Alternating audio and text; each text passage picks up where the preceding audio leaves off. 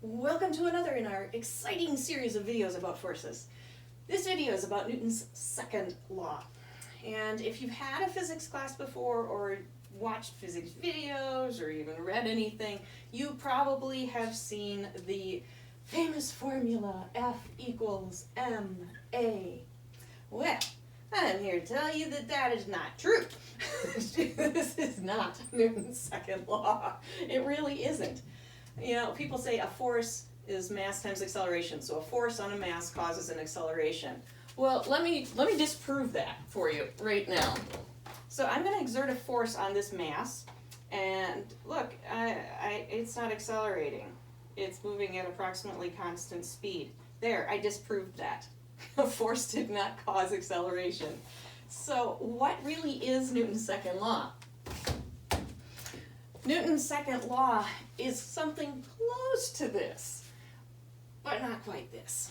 What Newton's second law really is saying is that the sum of the forces on an object will equal the mass times the acceleration. You have to add up all the forces on an object before you get to ma. The other way to write it is F net equals ma. So those are two versions. Some people write it as the sum of the forces equals mass times acceleration. Some people write it as the net force equals mass times acceleration. I don't care which one you use. So that really is what Newton's law is. This is Newton's second law. Not that. That's bad. Don't do that. But that's the one that's in the media. So that's not true because I just disproved it.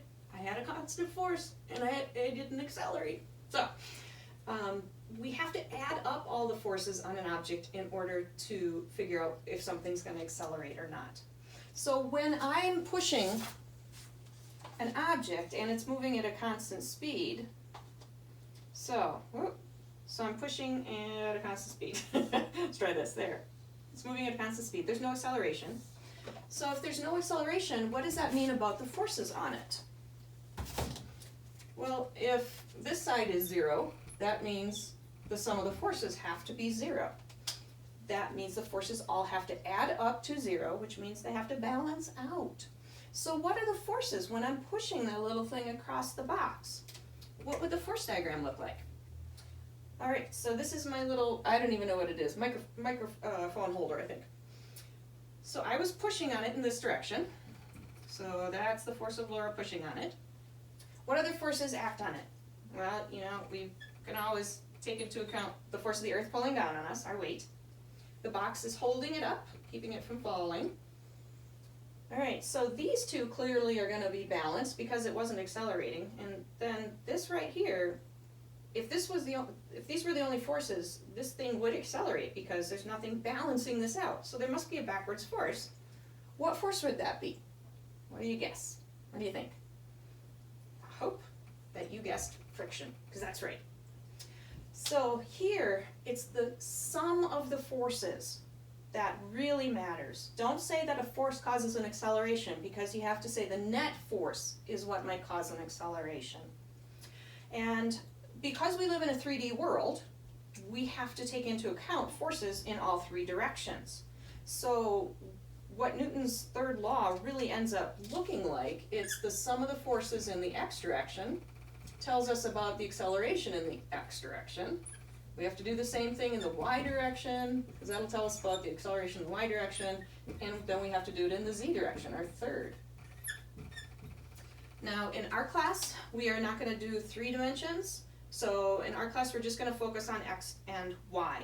If you take a statics class, you will probably have to start doing the 3 dimensions. But for us, you can just say, nope, not here, just focus on x and y. And that's what I was just talking my way through when I was talking about this. I don't know if you caught that. It's not that all of the forces add up to 0. It's that the forces in particular directions add up to 0. I said, well, these two have to be balanced because it's not accelerating. So that's my y direction. Add up the forces in the y direction, and that'll tell you about the acceleration in the y direction. If this is 10 newtons up, and this is 10 newtons down, then yeah, the force is balanced, there's no acceleration up, down. If this was 10 newtons and this was 10 newtons, no acceleration. However, if I increase the size of my push, whoop, if I increase the size of my push, I can definitely make it accelerate. So, that's what Newton's second law is really about. Add up all the forces in one direction, and that'll tell you the acceleration in that direction. Just like with projectile motion, when we're solving problems in forces, we're going to separate out our x direction and our y direction. So the projectile motion, those two charts of variables and thinking about things separately this way and this way, that was good practice because we have to do that in forces too. So Newton's second law, not that, it's this. It's sum of the forces, or the net force tells us about mass times acceleration. So keep that in mind. Just like every time you see the word force, I want you to think interaction of two objects. Every time you see this, I want you to think, nope, that's wrong, because I do. Every time I see it, that's wrong, even if it's in a physics video. It's like, that's wrong, don't do that. So, this is what Newton's second law really is, and this is what you're going to be using when we get to solving problems. So that is your introduction to Newton's second law. 2 of 3. Onward to number 3 next. Bye-bye.